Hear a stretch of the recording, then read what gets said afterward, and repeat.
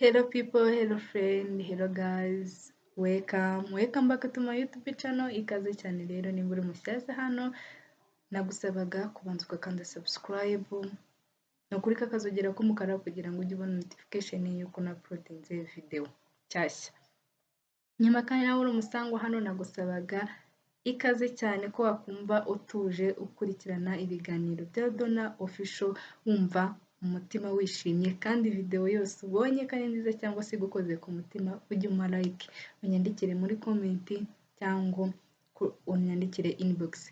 Kubatanze rero nitwa Donatira cyangwa se Tadeni. Niba uri mushyashya ukaba wumvise izina ryanjye bwa mbere nuko nitwa. Niba uri muri Afurika, muri Europe, muri Australia, muri Canada ndetse no muri Amerika, ikaze cyane kuri DONA official. Tugiye kureba bimwe mu bintu waba ukennye cyangwa se ukize ugomba kwirinda gukora kugira ngo utazasubira down cyangwa se naho waruri ukajya munsi. Ikintu cya mbere ni ukwanga gutangira bundi bushya. Waragerageje, hari ibintu wari ufite byiza cyangwa se wari ugezeho, ugira ibyago bisubira inyuma. Muri uko gusubira inyuma, yenda wari utunze mu modoka, amazu meza, ifite amasambu, ibibanza, ibintu byinshi. Cyagiye yenda wagize ibibazo waka loan muri banki baraza babiteza cyamunara usubira down. Noneho icyo gihe noneho uba wumva yuko byarangiye mbese nk'ubuzima bwarangiye, niho hantu ugomba guhita usubira inyuma ugatangira bushyashya. Nubwo biba bitoroshye, nubwo nanze urugero rukomeye cyane rukakaye cyane, biragoye ko waba waterejwe ibintu cyamunara ngo wongere ubone imbaraga zo gutangira gukora, ariko ni ubuzima, niko isi twigisha cyangwa se niko ku isi bimera. Ugomba gutangira cyagiye uba ubona yuko byanze, aho ugatangira nibwo biba bigiye gukunda. Cyagihe wumva ucitse intege, cyagiye wumva yuko ibintu bitari kugenda, ujye noneho wongeramo akabaraga. Nimba wari uri gutera intambwe imwe udaburinga ugire ebyiri, nimba arizo wari uri kugenda ugire enye. Noneho ibibazo cyangwa se ibibazo uzabikanga n'ibyumva imirinde biziruka. Muri uko kwiruka noneho bizaba biguhaye agahenge, ujye ukore noneho bigende. Nugera nanone igihe wirinde ko byasubira inyuma, wongere ushyiremo intambwe, ibibazo byirukanka. Ni ugukoresha imirindi y'ibirenge byacu kugira ngo ibibazo bigende cyangwa se bitomoke bive mu buzima bwacu. Ikindi kintu cya kabiri ugomba gukora, kutirara ngo wumve yuko wagezeyo. Cyagihe wumva yuko hari ibintu ufite, hari ibintu utunze udashobora kubura cyangwa se bidashobora kugenda, bya bintu ufata nk'ibigirwamana cyangwa se nk'ikigirwamana mu buzima bwawe, uba wumva yuko bitakunda ko wabibura, ujye utekereza ko bishoboka ko wabibura, ahubwo ujye wumva yuko ibintu byose bishoboka, ariko ugira ubwoba bwo kuba wabibura cyangwa se wabiruzinga. Ugire uburyo ubirindamo, cyangwa se murabona nk'iyo umuntu atunze imodoka, ni urugero. Imodoka hari ukuntu ushaka kugenda ugapfumukisha ipine, ariko muri uko kuntu wapfumukishije ipine, ubaye udafite reserve yenda wabitse wayigendanye, ushobora kurara bibaye yenda wagiye muri Nyungwe, muri kiriya gishyamba rikagupfumukiraho nta pine rindi ufite, urumva atari we waba witeye ibibazo. Cyagihe wumva yuko ufite ibintu cyangwa se wumva wagezeyo muri wo mu mutima wawe, hari ukuntu umuntu akira ukumva nyine muri wowe urishimye, ufite amahoro mu mutima, urishimye, wumva ukize. Ujye wumva yuko bishoboka ko wasubira inyuma, ahubwo ushaka ibintu biguproteja, bikurinda kuba wasubira down. Ujye wumva ufite ubwoba muri wowe, kandi ntabwo ntugire ubwoba bwinshi cyane ku buryo wumva yuko habaye igikuba, ahubwo ujye wirinda ko wahomba ibintu byawe. Ariko nanone ntukabigire ibigirwamana cyane ku buryo bishobora kuba byagutandukanya n'abavandimwe n'inshuti.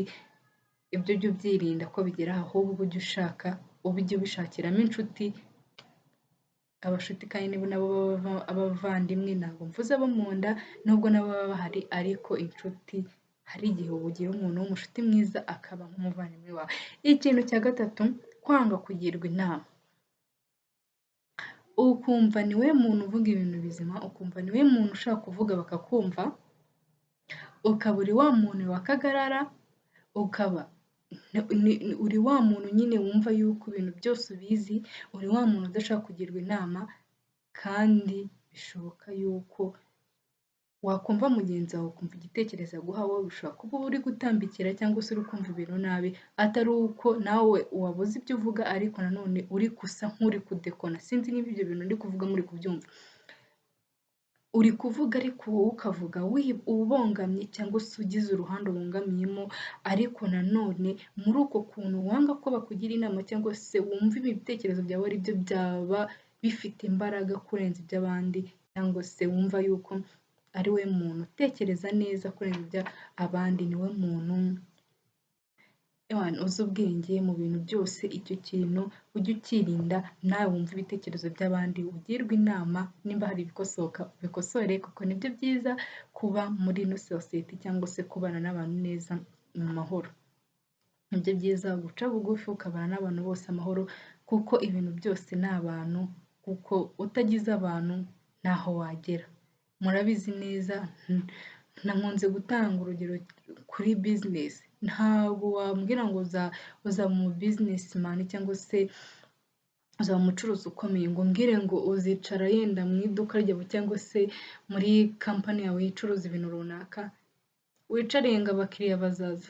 Sinzi niba mujya kumva, muba mwicaye uba wicaye nyine utegereje umuntu mutahanye gahunda. Niba rero tangira ushake abantu, umenyane n'abantu bakugira inama mu buryo bumwe cyangwa ubundi, nawe kandi mu buryo wumvamo ibintu uba ariko ubivuga. Icya kane rero ari nacyo cya nyuma, kwanga guhindura imyumvire yawe. Ukumva yuko nimba wumva ikintu uko nguko ni uko nguko nta kundi, ntabwo kanaka azagikora mu bundi buryo ngo nkumve. Nyine imyumvire yawe nk'iyo ngiyo ntushobora kwimpuruvinga either mu mashuri yawe, ntushobora kwimpuruvinga behavior yawe, ntushobora kwimpuruvinga utuntu duto yenda utumvikanaho n'abantu, cyangwa se imyumvire ubona ko iri tafu kuba wakumvikana n'abantu. Ibyo byose ntubihindura, ahubwo urashaka yuko imyumvire yawe iba ariyo twese tugenderaho, cyangwa se uko wumva ibintu niko tugomba kubyumva, kandi uko wumva ibintu siko mbyumva, ariko kuba nabyumva kimwe nawe ntabwo bivuze ngo tuba abanzi. Kandi ariko nanone ntusanga utumvikana n'abandi cyangwa se utumva ibintu kimwe n'abandi, uzatangire utekereze ko ufite ikibazo. Uzatangire ubitekerezeho kabiri. Ntabwo nibaza yuko rimwe byashoboka ko utumvikana n'abantu, kabiri byashoboka, ariko iyo bibaye everyday jya umenya yuko hari ikibazo, ahubwo nawe utangire utekereze ariko ko mbona bimeze gutya, kanaka bitameze gutya, njyewe kubera iki bimera gutya, ugasanga ameze nk'umuntu uri guhangana. Ese ubwo nimba yenda tuvuge niba umeze gutya uhangana n'abantu, cyangwa se ugasanga wahanganye n'abantu, ninde muntu uzagisha inama cyangwa se ninde muntu wakugoboka mu gihe runaka wagize ikibazo, ko cyagiye igihe icyo ari cyo cyose bazajya bakubona muri iyo shusho. Ikindi kintu cya gatanu cy'ingenzi, nubwo nari bisa ibinini byari nateguye ariko n'ikindi kiraje, kuba wumva yuko wihagije ubufasha nta bundi bufasha ukeneye kuri bagenzi bawe. Icyo kintu ni kibi, cyagusubiza inyuma mu buryo bushoboka bwose, kumva yuko ni wowe wenyine nta wundi, cyangwa nimba ugeze no ku bintu ni wowe gusa, ni wowe wirebaho. Uri wa muntu utajya ureba bagenzi bawe, ni wa muntu ushobora kuba ufite umushuti arahangayitse arababaye ariko nta kintu na kimwe ujya umufasha. Kugira ngo utere imbere cyangwa se unabone imigisha, bisaba kuba ufasha cyangwa se ugira mu buryo bumwe ufasha abantu. Ntabwo mvuze ngo ni amafaranga, nkunda kubivugaho.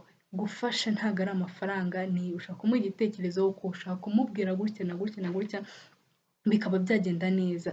Ariko niba uzi ko mu buzima bwawe utajya ufasha, utajya wumva ukorana n'abantu, cyangwa se nta kintu na kimwe kiguhuza n'abantu, ujya umenya yuko ibintu urimo bitazagenda pe.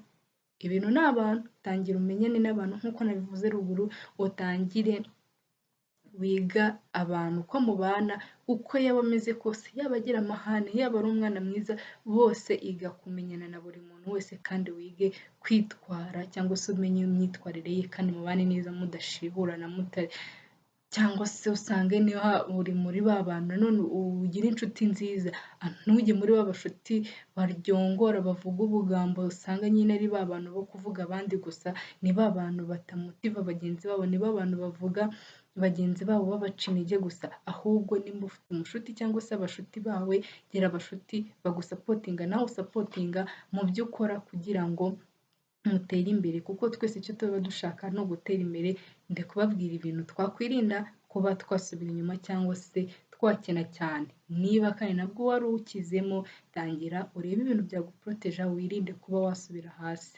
Nibyo navugaga, menyana n'abantu, igana n'abantu cyangwa se menya kubana n'abantu mu mahoro kandi ntawe urwanyije, nta n'uwo uhanganye nawe, ubeho ubuzima bwawe cyangwa se ubeho nkawe, wirinde kubaho mu buzima bw'ikirenga kuko nabyo byatuma wisanga wakennye cyane, kuko hari ibyo wagiramo depanse nyinshi cyangwa se egisipensi nyinshi, ukisanga hari ubuzima uri kubamo buhambaye butari kuri revo yawe, uzajya usanga wangujije cyangwa se wagujije umushuti wawe, ugatangira mugatikurana cyangwa se ugatangira ukabana nabi na bagenzi bawe. Niba hari icyakunguye rero cyangwa hari kimwe wakoraga muri ibyo, tangira ubyirinde utazakena kandi warabyumvise. Niba kandi nawe hari kimwe cyangwa bibiri wungutse cyangwa se wabwira umushuti wawe cyangwa se washaringa abashuti bacu, tangire ubikore kandi unyandikire muri komenti nimba wabikunze, nimba hari icyahinduka nabwo nyandikire. Ndabakunda cyane.